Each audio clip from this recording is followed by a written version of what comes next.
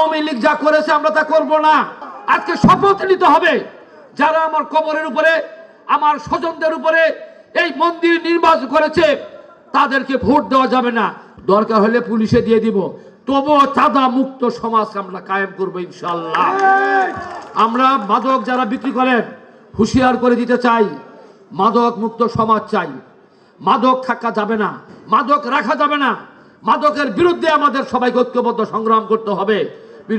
ঘর থেকে মায়ের, আমার মায়েরা যারা বসে আছেন বাড়ি থেকে শুনছেন, আপনাদের সহযোগিতা আমরা কামনা করব। বিশ্বাস করেন, আওয়ামী লীগ যা করেছে আমরা তা করব না। আওয়ামী লীগ যা করেছে আমরা তার ধারে কাছে যাব না। আমরা আপনাদেরকে নিয়ে একটি সুন্দর সমাজ ব্যবস্থা কায়েম করতে চাই, একটি সুন্দর বাংলাদেশ গঠন করতে চাই, একটি সুন্দর বাংলাদেশে বসবাস করতে চাই। আপনার আমার সন্তানকে কোন সমাজে আমরা রেখে যাব? এমন একটা সমাজ যদি আমরা রেখে যাই, খারাপ সমাজে আমার ছেলে সন্তান কখনো ভালো হবে না।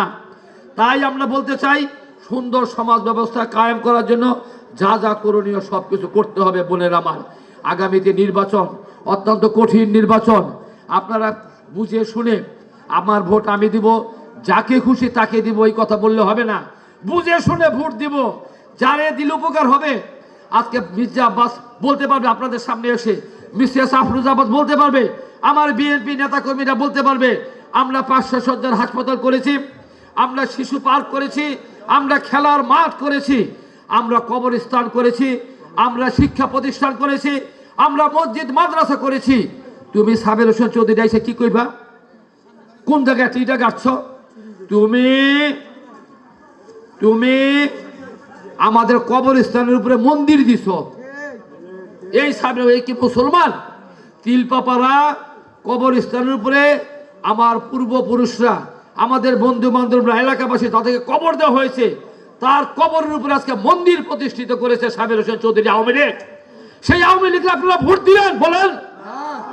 আজকে শপথ নিতে হবে, যারা আমার কবরের উপরে, আমার স্বজনদের উপরে এই মন্দির নির্মাণ করেছে তাদেরকে ভোট দেওয়া যাবে না।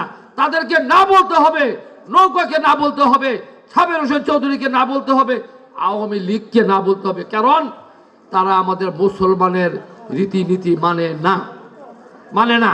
আমরা শতকরা 99 মুসলমান। তাই আমরা বলবো, যারা আমাদের কবরের উপরে মন্দির নির্মাণ করেছে, জনগণের কাছে চাইতে ক্ষমা চাইতে হবে, মন্দির সরিয়ে নিতে হবে।